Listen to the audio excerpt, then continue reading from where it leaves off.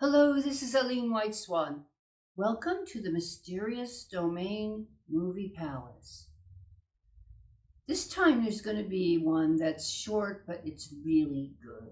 It's called Dorabella, and it comes from this supernatural series that was on the BBC in the 70s. And I had purchased this book in London in the late 90s, early 2000s, because I really like short, spooky stories. Probably because I grew up with Poe or something. I just like those. And I'm going to read you the premise of this series. During the final years of the last century, which at that time meant the 1800s, there still stood a mansion in Limehouse to the east of London, known as the House on the River. Here, men with bizarre tastes would meet once a month in order to terrify each other by means or true stories of horror and the supernatural. These storytellers who failed to impress the assembly were, it is said, never seen again. Those who succeeded were permitted to join the Club of the Damned. So it's kind of like a Hellfire Club or something like that. And I'm only showing two of these. I put up Night of the Marionettes already, which is one that I really like, which was inspired by Mary Shelley and the whole Lord Byron escapade in Switzerland. And this one, Dorabella, because these are my two favorite ones. And I don't dare put up any others because, I already had Eye of the Devil taken down. So they strike your channel if you get too many of those. And the whole thing comes down. So I must tread carefully. Anyway, I don't want to tell you what this story is about because it might ruin it. You might be able to figure it out pretty quick. Anyway, but it was my favorite story in the book, actually. And this one stars Jeremy Clyde, Jeremy Clyde was part of a kind of soft rock band in the 60s called Chad and Jeremy. And Jeremy, Clyde, I was watching this and I'm thinking, he has that perfect aristocratic face, that perfect English, kind of long nose, that aristocratic look. It turns out his mother was Lady Elizabeth Clyde, that his grandfather was the 7th Duke of Wellington, his uncle was the 8th Duke of Wellington, and his cousin was the 9th Duke of Wellington. So I guess that's why he looks like that.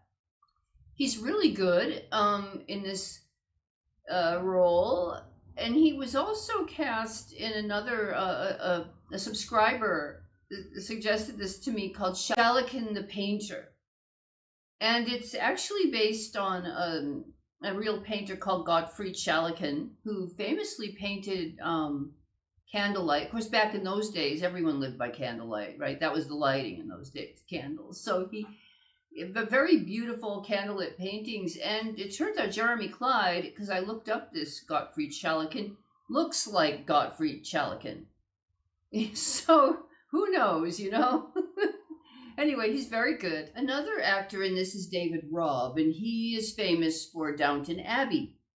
So you'll probably recognize him. There's also a beautiful actress, a Polish actress called Ania Marson, and she plays Dorabella. It's such a cool story, I'm telling you. It's so cool. And then there's a guy called John Justin. Now, John Justin, my first exposure to him was in this little piece. And he is scary. He is terrifying. And the second time I was exposed to him was in Schalliken the Painter, where he's even more scary. So my idea of John Justin was that he's like this, you know, he's a horror actor, but not the least bit camp. Not the least bit like Vincent Price. He's not the least bit camp like Vincent Price. He's truly scary.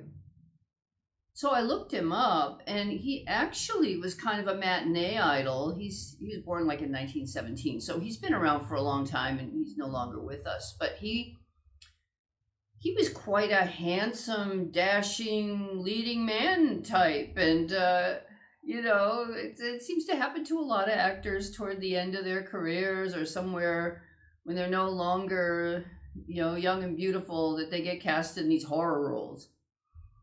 But he's really good. I mean, all the actors, of course, this whole series, all the actors are amazing.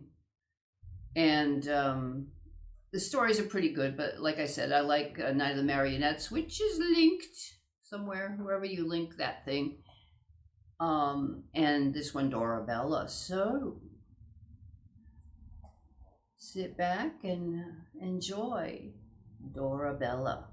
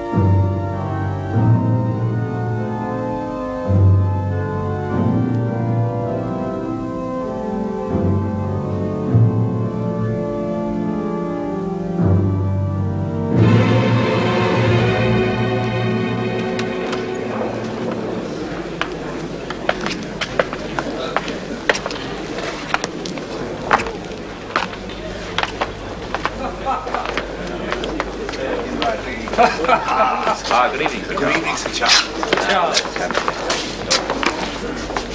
Good evening, Sir Charles.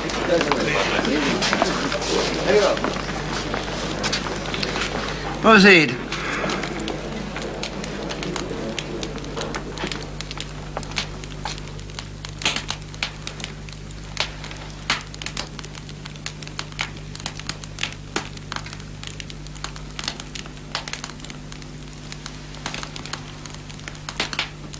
When I was a young man, long, long ago, I knew a man called Walter von Lamont. He was born in a northern country, the only son of aristocratic landowners. But when he was a mere boy of 10, the family estate burned down in mysterious circumstances, and Walter's parents perished in the flames. he was sent to England to be brought up by childless relations in the country. When they too died, Walter inherited a considerable fortune, which he set about spending freely, traveling around the continent of Europe in search of wild adventures, or, as he once confessed to me, to seek out and recapture his own lost childhood. I did not know what he meant then. Perhaps it was because of my own conventional upbringing, my moral steadfastness, that Walter had asked me to be his traveling companion, though more often than not I was an encumbrance to his more extravagant schemes. You must remember, all this happened long ago, before the railways began to spread like spiders' tentacles across the entire continent of Europe. We traveled by public coach, collectors of the unusual, the forbidden, the unique experience, but in truth seeking, I now believe, the instruments of our own destruction.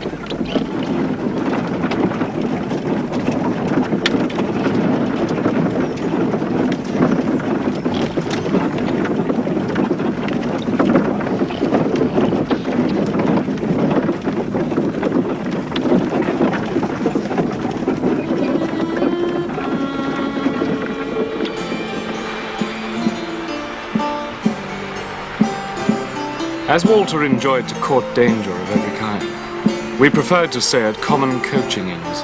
The more mixed and disreputable the company, the better.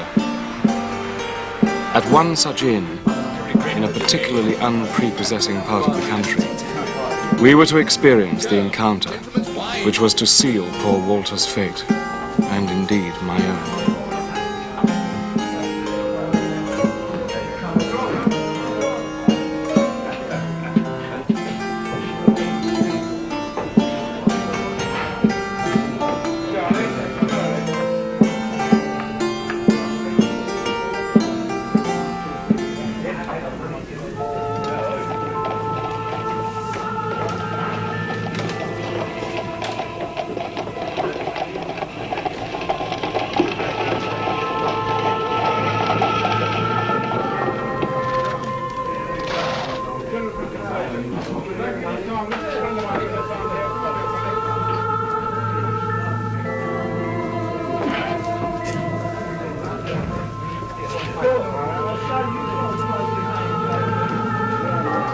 My lady, welcome to our humble inn.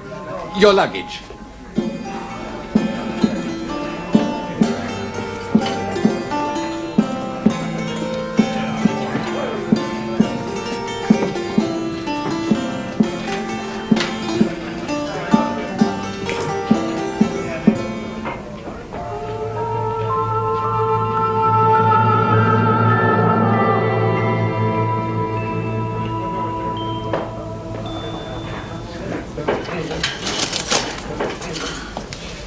May I not assist you?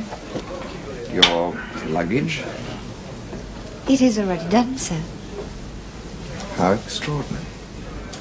Yes, The rain, it stopped so suddenly. of course. I wished it to. To stop?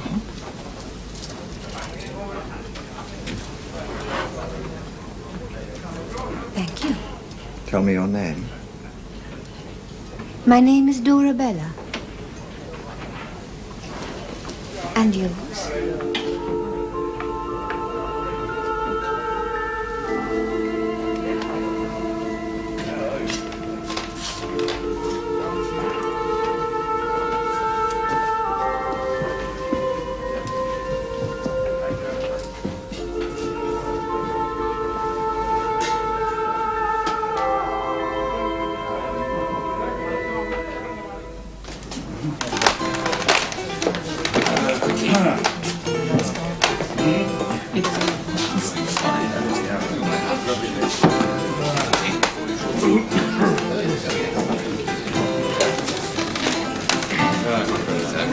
There's the poet going to take shortly.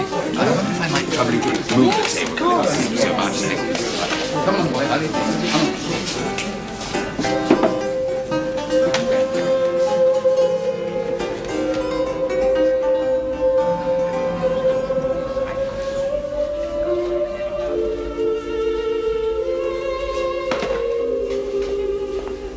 lady, a table for you.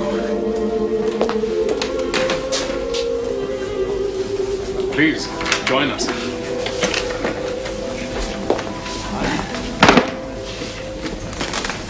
Ladies and gentlemen, Amadeus.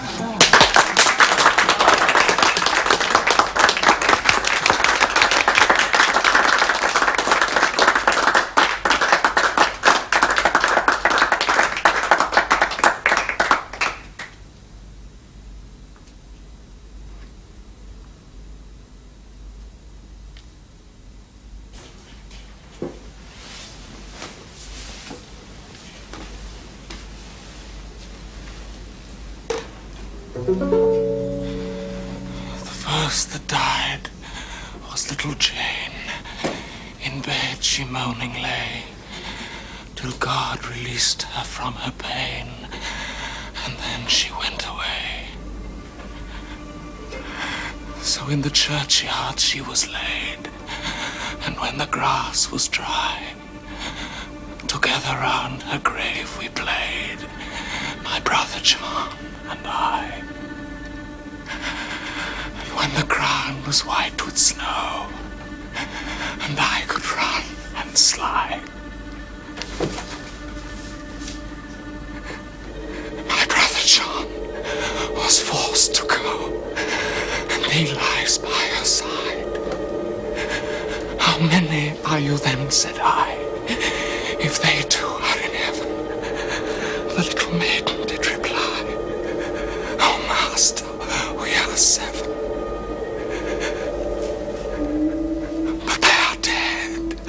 Those two are dead. Their spirits are in heaven. 'Twas throwing words away. For still the little maid would have her will, and said, nay, we are 7.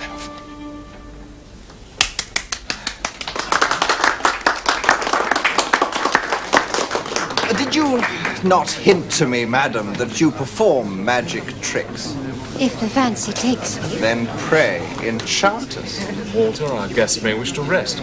No. I shall entertain you, or rather him. He demands much less, more graciously. Magnificent. Ladies and gentlemen, silence, pray. Our charming supper guest has graciously consented to amuse us. Make way, give her passage.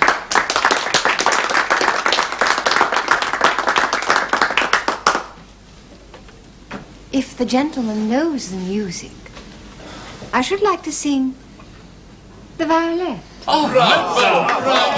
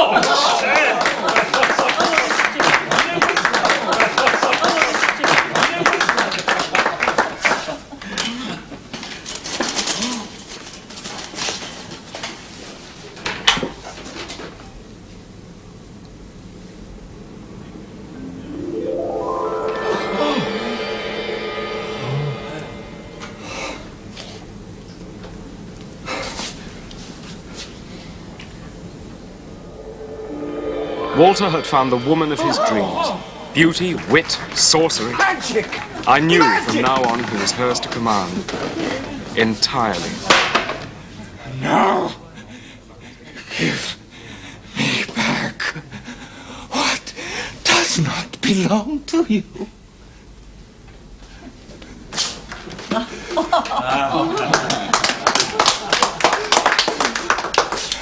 Walter!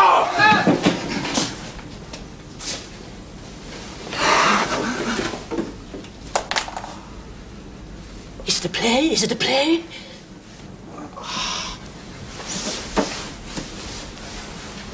Phew!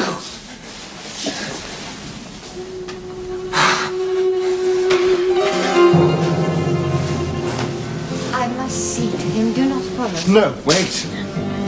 Later.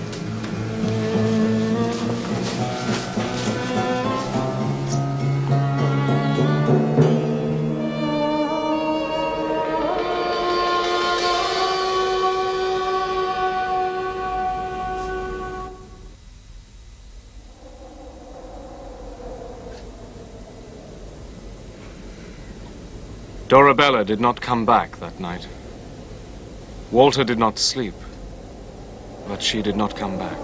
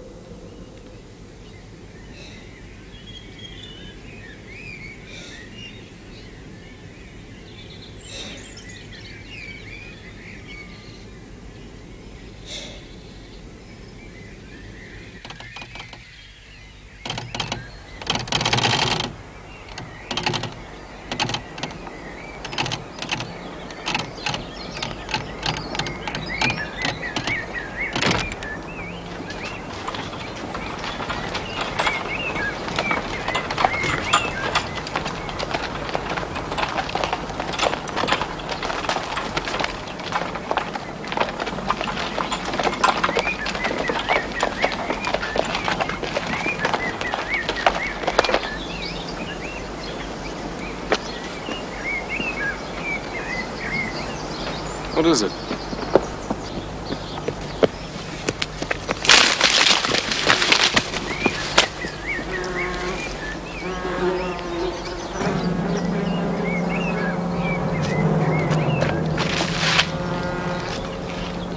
It was as if all the blood had been drained from his young body. The landlord's explanation was that the poet had been attacked during the night by a wild animal. Neither Walter nor I believed his explanation. As for Dorabella, she had gone away using, or so the landlord claimed, the public stagecoach. She had also left a note for Walter, asking us to convey her own carriage and luggage to an inn some 20 kilometers to the north, where she would meet us for supper. I naturally imagined that Walter would share my own forebodings, but he was determined to continue with our adventure.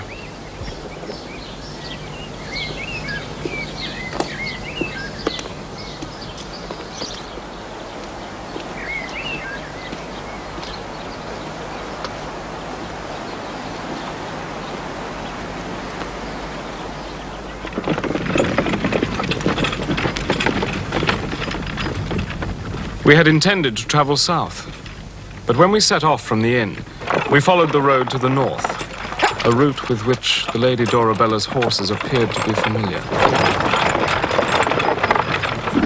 How strange that even then Walter could not see the simple truth. Dorabella had lost one friend and was eager to supplant him with another. Clearly, his infatuation had so intoxicated him that he was blind to the dangers of his new situation.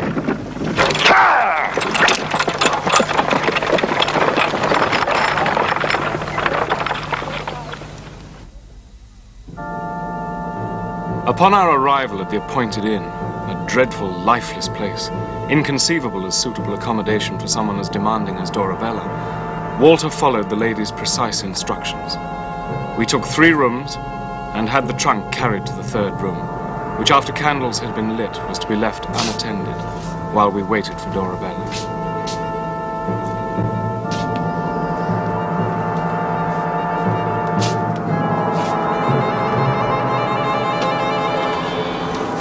Oh, I'm sorry, did I... What's the matter? The dark! What? Forgive me. My friend, I think I'm going mad or returning to my infancy. Walter, you drove those poor horses beyond all reason today. Come, you need rest. Leave that room unattended as she asked. Rest. So that you can inherit.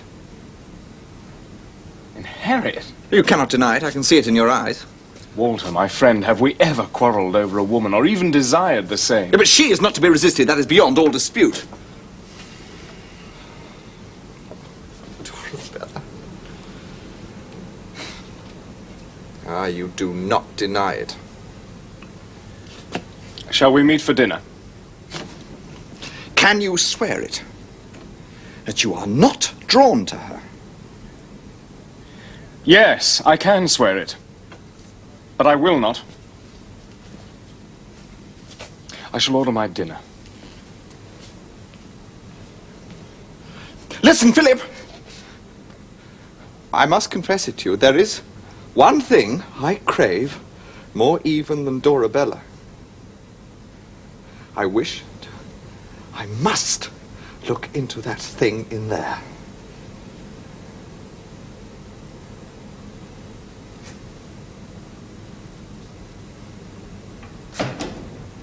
I must.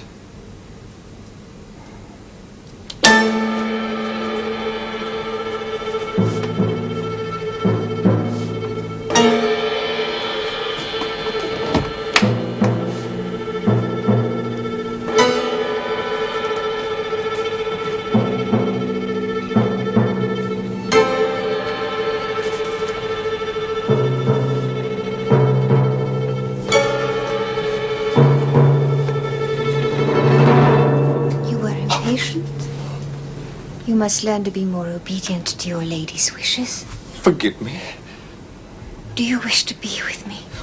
When? Soon. When you and I are among those who love me. But it is I who love you. I have a father. When we have obtained his blessing, then I shall be yours. But first I must make 2 conditions. Yes. Anything you desire. I have been ill. Oh. My father sent me south to regain my health, but I am still infirm. That is why I must sleep during the day and why you and Philip must travel on without me, taking my luggage with you. The other condition. You will be tempted to open this. No. As you were tempted tonight. But you must resist, my love. Will you swear to resist? Will you? I swear it.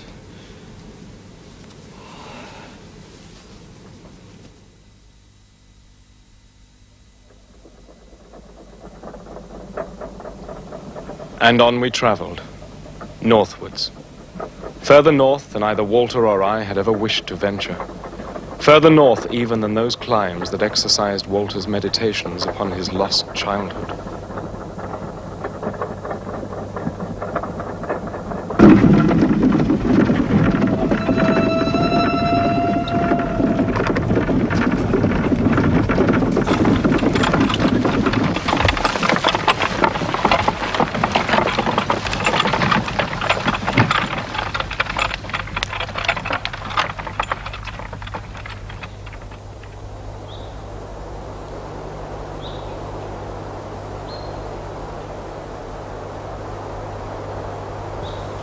As our journey continued, over desolate roads, across lifeless valleys and somber pine forests, I became increasingly aware not only of the alteration in Walter, but of a profound change in our relationship.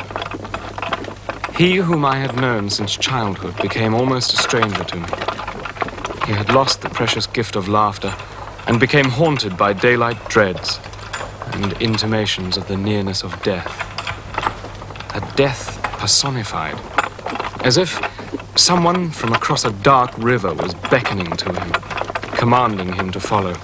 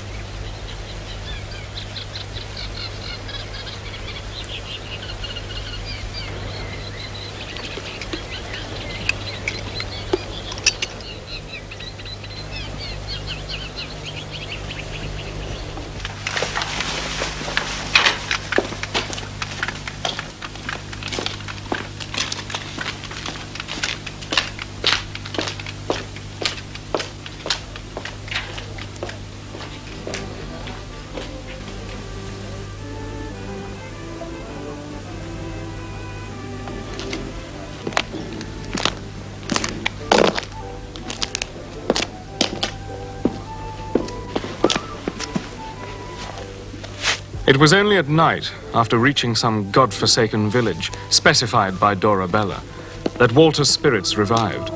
For it was then that Dorabella mysteriously reappeared, never explaining her absences or her mode of travel, instantly captivating Walter. And, I must confess, myself too, with her beauty, her infectious vitality and good humor.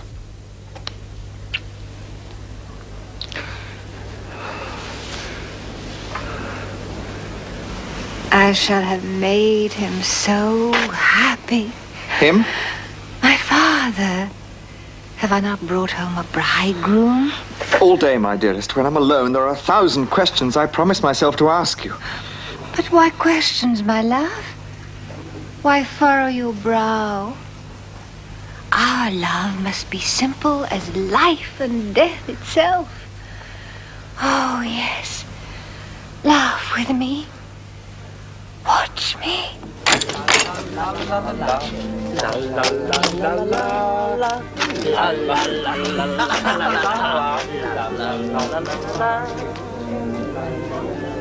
Why, my dearest? Be silent. This is not the inn. My dearest, do not be angry. I thought... You thought? We have spent so many nights in those gloomy, god-forsaken inns that you seem to prefer, dear. Yes! I thought, we both thought, as a diversion, this inn reminded us of the place where we first met. How where... dare you defy me! I know this journey. I know every village, every tangled road, every inn. I understand every threat to our future together. Is this your doing? Yes. I chose this inn. And furthermore, I am now hungry and thirsty.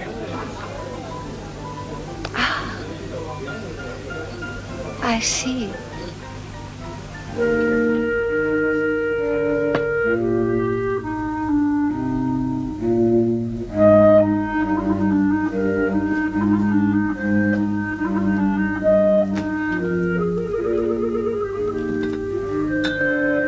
Even here, in this warm inn, I could not help being aware of my friend's deterioration.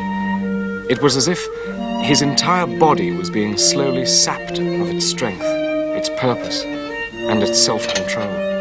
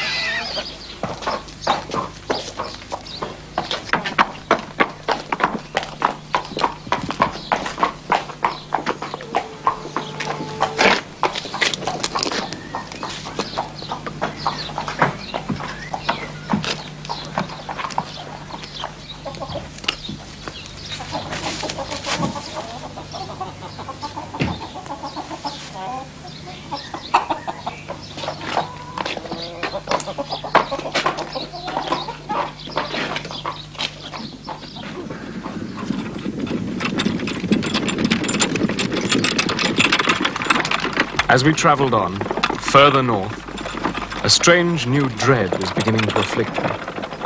The thought that time was now moving in a spiralling motion, that someone, had condemned us to an eternity of repeating the same fearful, ever-darkening experience.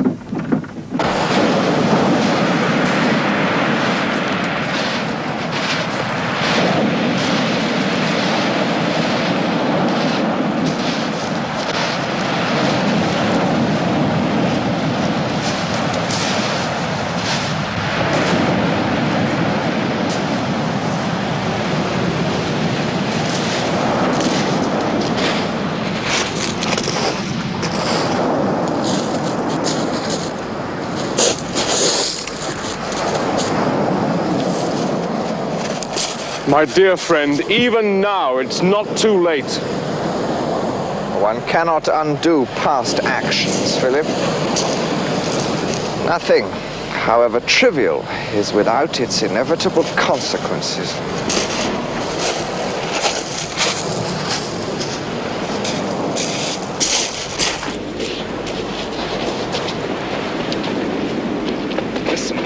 Listen!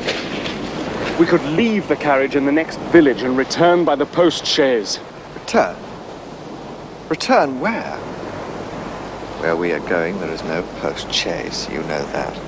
Walter, I beg of you, let's go home. This is no longer a mere adventure. Everywhere we follow her, we find terror, disappearance, murder. Then go home, Philip. I have no need of you now. I must go on. Must I say it? Can you not feel the evil force she radiates? Evil force? Because my beloved prefers me to you? What nonsense. At least carry this close to your heart, for your protection. Poor Philip. You love her too, and her indifference has unhinged your mind. Walter! Admit it! You have never once seen her except by the light of a candle!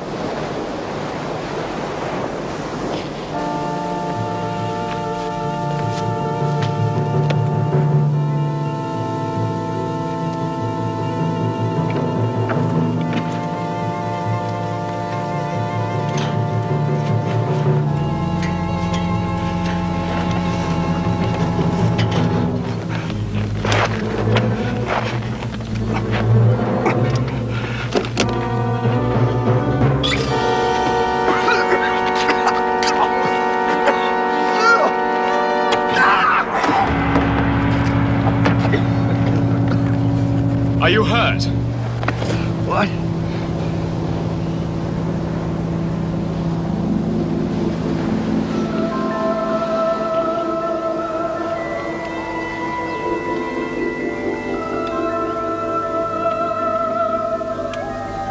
Your eyes, Walter.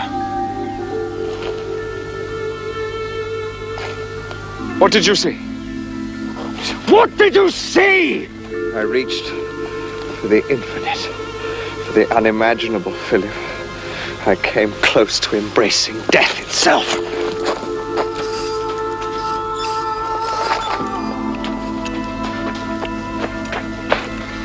Dorabella!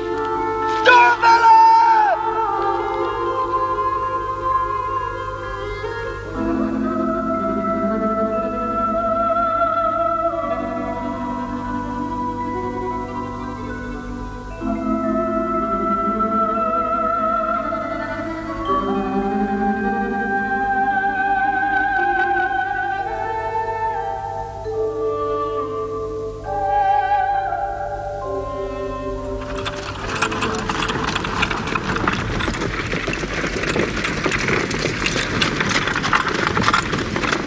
But by the time daylight came, Dorabella had vanished once more, while Walter slept his haunted, drugged sleep.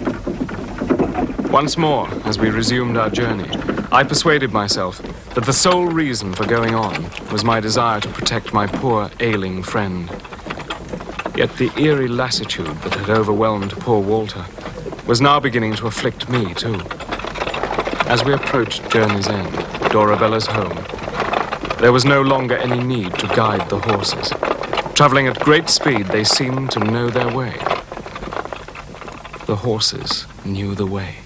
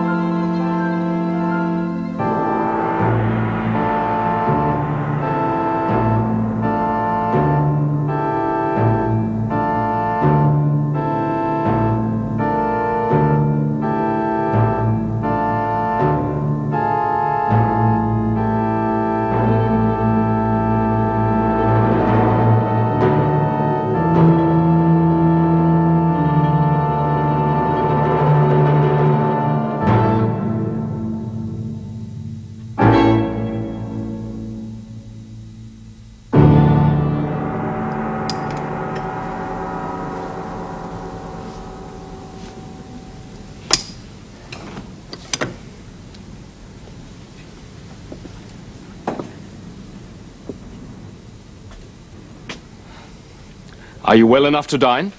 Well enough?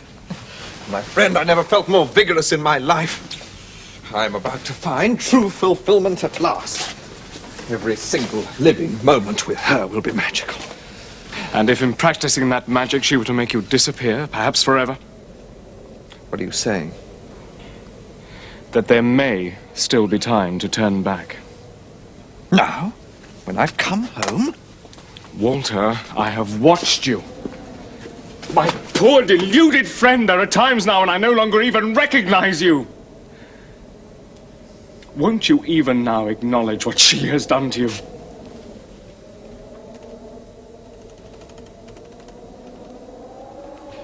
Yes. I am enchanted. Enchanted.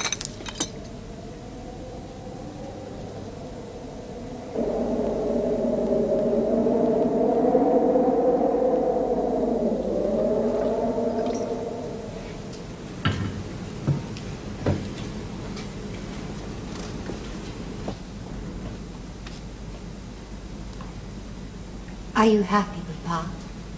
My search has come to an end.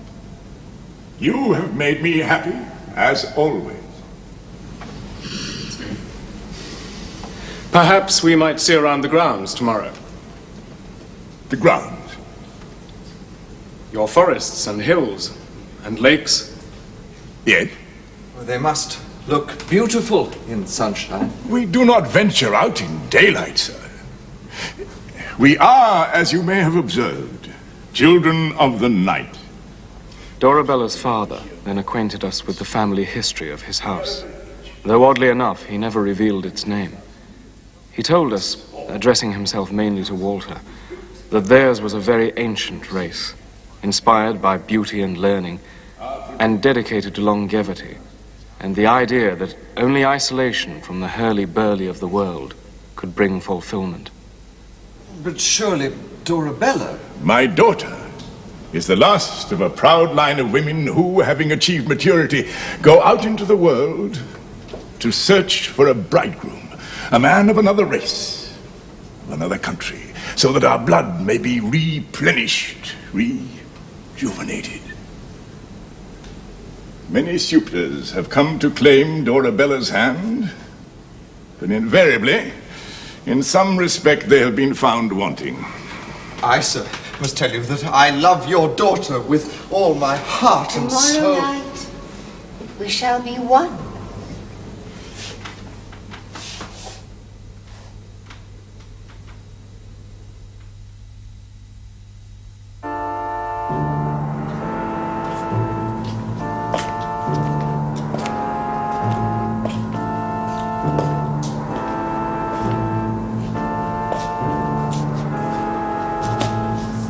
The wedding ceremony took place a few nights later, performed by Dorabella's father.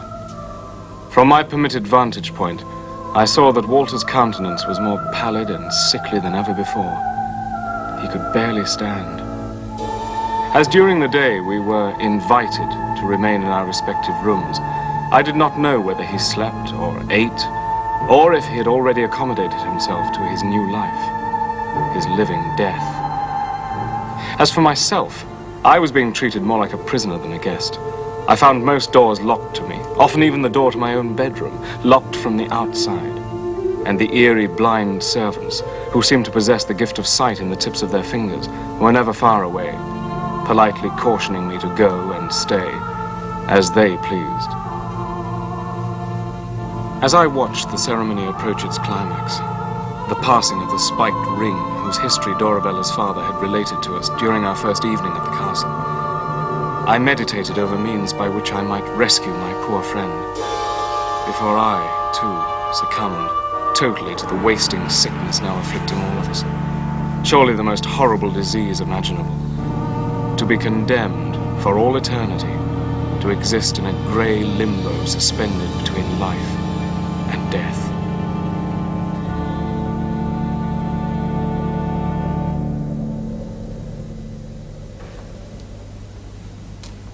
I knew my food to be drugged, and hoped that by only pretending to eat at the somber wedding feast, I would be able to stay awake next day and discover proof of the dreadful secret of Dorabella's castle, a secret that the deepest recesses of my consciousness had already half revealed to me.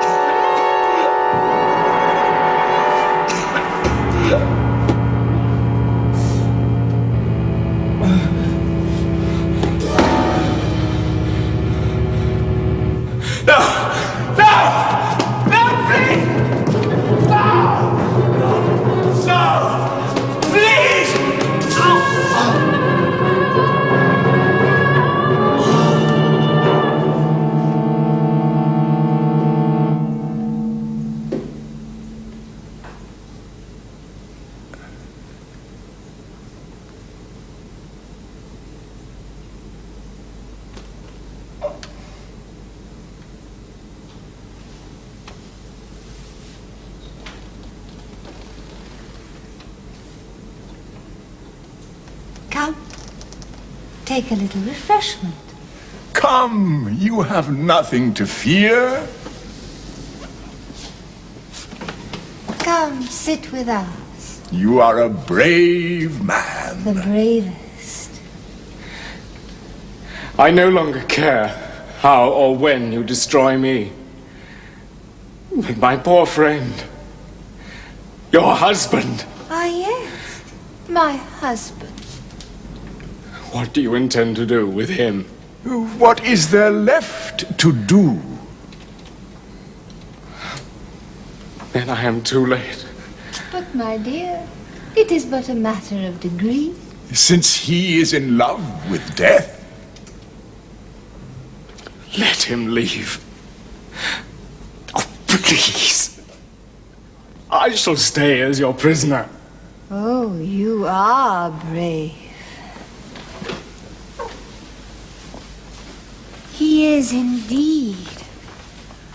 Full to the brim of the blood our race needs to survive. Is he not, Father?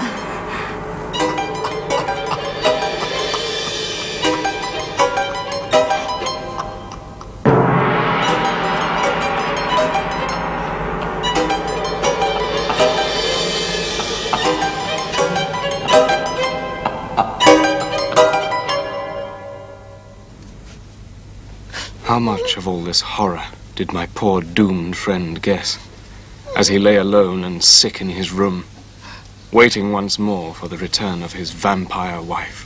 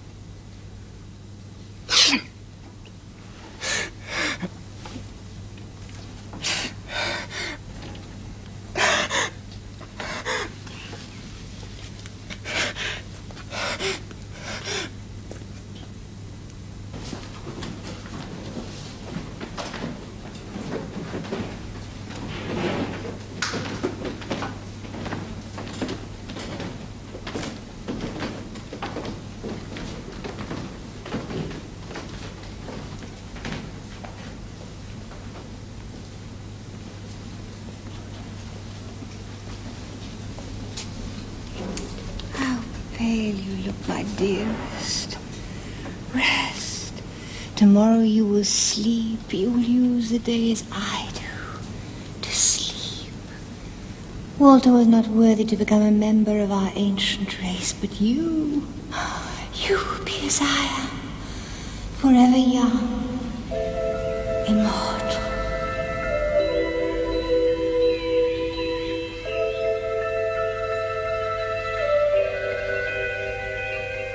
And so, my poor friend Walter von Lamont came home.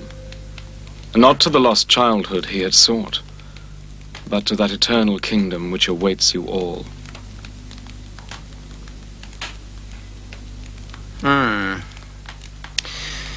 But, look here. Your story, well, I'm sorry, but it has one rather disturbing discrepancy. In stories of vampires, sir, Is not that permitted? Yes, but my dear fellow, you told us this all happened a long time ago. Before railways were built. Well, dash it. You could not possibly have been alive then. Really?